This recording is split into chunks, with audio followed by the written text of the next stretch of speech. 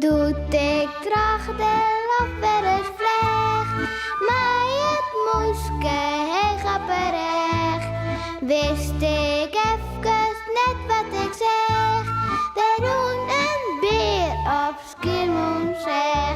Beer boeloe, boeloe de beer. Wat oh wat, beleven we deze keer.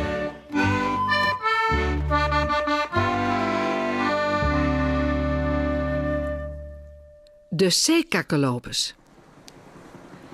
Wist nog dat Beboeloe en Sipke juster in het romp van de boot van omke Willem sierden? Om ze de zeekakkelopers zien wonen? Nou, en dat viel me toch zo'n grut meester. Tenminste, hij zeeg er in het juster iselijk uit. Maar toen Beboeloe hem in het lucht zette... Het is een stofzuiger. Zo, Beboeloe, zo maar. Het is een stofzuiger. Sipke, voor wat hebben we bang geweest om een stofzuiger? stammert Beboeloe. Nou, wij zullen hem krijgen. Omke Willem bedoel ik. Wat gemeen om u zo bang te maken. Maar ja, hoe moeten wij het aanpakken? Zei Sipke bij hemzelf. Wilst de tjip nijtinkt.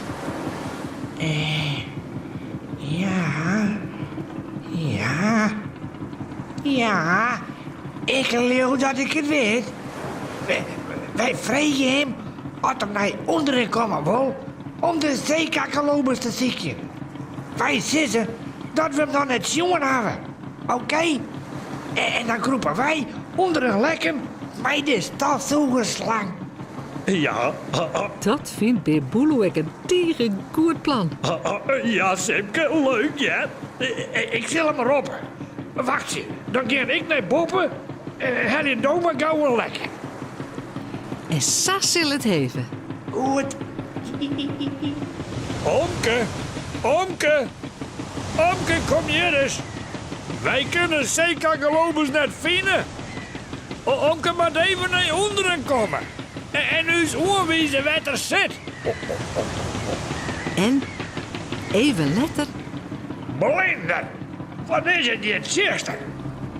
Jongens, goeie, we zitten hier.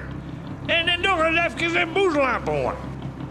maar dat toch Beboeloe en Sipke vanzelfs net. Wat jij denkt er nou van vreemde loeren? Wacht je er nog, red ik nog een stukje verder. Roept omke Willem als hij de zeekakkelopers in niet in zucht.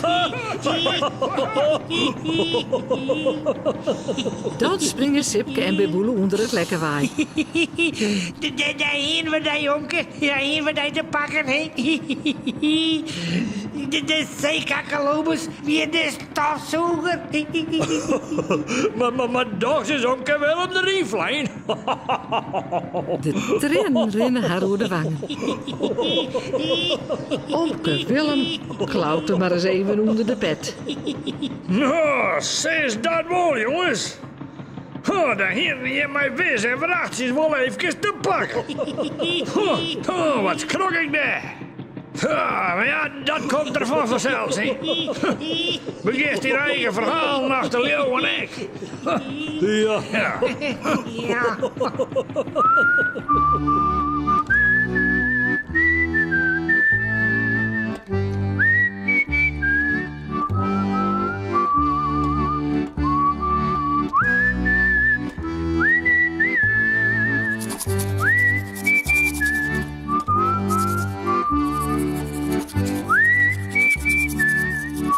En vooral lekker sliepen.